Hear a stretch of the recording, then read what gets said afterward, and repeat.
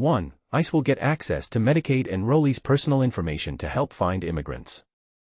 2. ICE granted Medicaid data access, privacy betrayal or fraud prevention.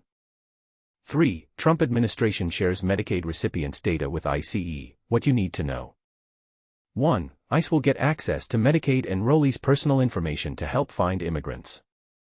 Imagine the government accessing your private health records to track you down. This is now reality for 79 million vulnerable Americans enrolled in Medicaid. In a seismic shift, the Trump administration is granting Immigration and Customs Enforcement, ICE, access to Medicaid enrollees' highly sensitive personal details. But here's where it gets controversial. This move isn't just about immigration enforcement, it threatens to weaponize healthcare data itself. Federal authorities will soon share names, home addresses, birth dates, ethnic backgrounds, and even social security numbers of Medicaid recipients with ICE. The stated justification: preventing undocumented immigrants from accessing Medicaid benefits. Yet here's the twist most people miss: federal law already prohibits undocumented immigrants from enrolling in regular Medicaid, and only permits emergency life-saving coverage regardless of immigration status. While the data-sharing agreement between Homeland Security and Centers for Medicare and Medicaid Services remains undisclosed to the public, we know ICE can only view, not download, this treasure trove of personal information during business hours until September 9. Imagine the implications: an immigrant avoiding cancer screening for fear their clinic visit could trigger deportation. California Attorney General Rob Bonta perfectly captures the human cost. It's devastating to think people may avoid essential care because they fear becoming targets. Now, this is where opinions collide. Is this a necessary enforcement tool or a dangerous overreach? 19 states including California, New York, and New Jersey are suing to block what Bonta calls a mass deportation machine. They argue the administration is exploiting unrelated health data for political agendas, with a critical court hearing set for August 7. So let's debate: should immigration enforcement ever access healthcare records?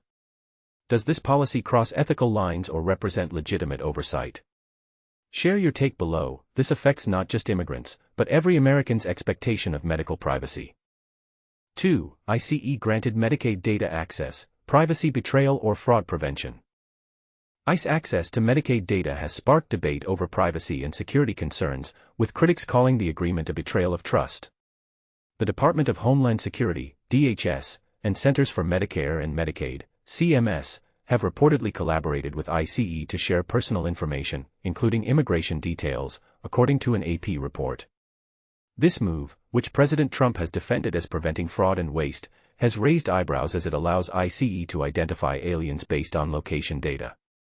However, the agreement may also be misused to target undocumented immigrants who cannot enroll in Medicaid, as noted by Democratic lawmakers. This issue highlights tensions between national security and individual rights, particularly regarding the handling of sensitive data.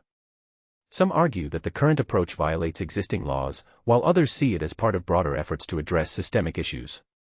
Meanwhile, recent policy changes under President Trump have led to significant cuts to Medicaid, impacting nearly 12 million beneficiaries over 9 years.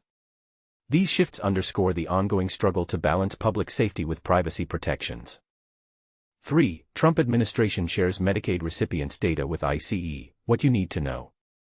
Imagine this: the personal information of millions of Medicaid recipients, including their home addresses and ethnic backgrounds, could soon be in the hands of immigration enforcement officials. This isn't a hypothetical scenario, it's happening now, and it's sparking heated debate across the country. But here's where it gets controversial: what does this mean for privacy, trust, and access to healthcare? And could it deter people from seeking medical help when they need it most? According to an agreement obtained by the Associated Press, Immigration and Customs Enforcement, ICE, will have access to sensitive data belonging to the 79 million individuals enrolled in Medicaid, a program primarily designed to provide healthcare coverage for low-income Americans. This includes names, addresses, birth dates, racial and ethnic details, and even social security numbers. The Centers for Medicare and Medicaid Services, CMS, and the Department of Homeland Security, DHS, signed the agreement earlier this week, though it has yet not been officially announced. The stated purpose of this data-sharing initiative is to identify immigrants living in the United States without proper documentation who may be improperly receiving Medicaid benefits. However, critics argue that the move goes far beyond cost-saving measures and raises serious ethical concerns about how such information might be used. They are trying to turn us into immigration agents, one CMS official, who spoke anonymously due to restrictions on speaking to the media, told reporters. This development marks another chapter in the Trump administration's aggressive approach to immigration enforcement, an effort that has consistently pushed legal boundaries. For example, previous attempts to conduct workplace raids or deport thousands of undocumented immigrants daily have already drawn sharp criticism. Now, with this latest action, the administration appears to be targeting vulnerable populations directly through their participation in essential public services like Medicaid. But why should we care?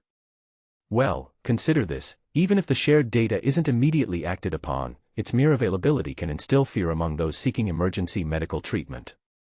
Immigrants, whether here legally or not, may hesitate to visit hospitals or clinics out of concern that doing so could expose them to potential deportation risks.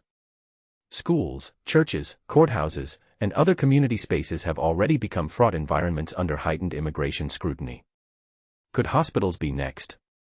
To make matters worse, federal law mandates that all states offer something called emergency Medicaid, which provides temporary coverage for life-saving treatments in emergency rooms. This applies to anyone, regardless of citizenship status.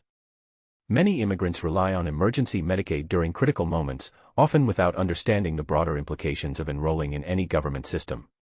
As Hannah Catch, a former CMS advisor during the Biden administration, pointed out, it's unthinkable that CMS would violate the trust of Medicaid enrollees in this way. Historically, personally identifiable information collected by CMS has rarely been shared outside the agency except in cases involving investigations into fraud or abuse. And this is the part most people miss: while the agreement technically limits ICE officials' ability to download the entire dataset, they can still access it during specific hours, 9 a.m. to 5 p.m., Monday through Friday, until September 9th. During this time, they can query the database to gather identity and location details on individuals flagged as potentially undocumented. Critics worry that this arrangement sets a dangerous precedent, transforming a health-focused agency into an arm of immigration enforcement. Unsurprisingly, the decision has faced significant pushback. Last month, Trump administration officials demanded that CMS release detailed personal information on Medicaid enrollees from 7 states: California, New York, Washington, Oregon, Illinois, Minnesota, and Colorado, that allow non-U.S. citizens to enroll in full Medicaid programs. These states, led by Democratic governors, had created these initiatives during the Biden era and agreed not to bill the federal government for covering immigrant healthcare costs. That request ignited a firestorm of opposition. Lawmakers, governors, and advocacy groups condemned the move, arguing that it violates federal health privacy laws. In response, 20 states filed lawsuits challenging the legality of the data-sharing practice. Despite these legal challenges, CMS officials were reportedly debating internally whether to proceed with granting DHS access, citing ongoing litigation concerns. In internal emails obtained by the AP, CMS Chief Legal Officer Rujul H. Desai suggested pausing the information sharing process and consulting the Department of Justice. However, Lena Amantiu, an HHS lawyer, indicated that the Justice Department was comfortable allowing CMS to move forward with providing DHS access. Meanwhile, dozens of members of Congress, including Senator Adam Schiff of California, sent letters urging both DHS and HHS to halt the information sharing altogether. Schiff emphasized the gravity of the situation, stating, "The massive transfer of the personal data of millions of Medicaid recipients should alarm every American. This massive violation of our privacy laws must be halted immediately. It will harm families across the nation and only cause more citizens to forego life-saving access to healthcare." While HHS spokesman Andrew Nixon defended the move, asserting that the agency acted within its legal authority to ensure Medicaid benefits go only to eligible recipients, others remain skeptical. Is this truly about saving taxpayer dollars, or is it part of a larger strategy to reshape immigration policy? And what message does this send to communities already hesitant to engage with government programs? As the controversy unfolds, one thing is clear: this issue touches on some of the most pressing questions facing America today: privacy, immigration, and access to healthcare. Do you agree with the administration's approach, or do you think it crosses a line? Share your thoughts in the comments below. We'd love to hear from you.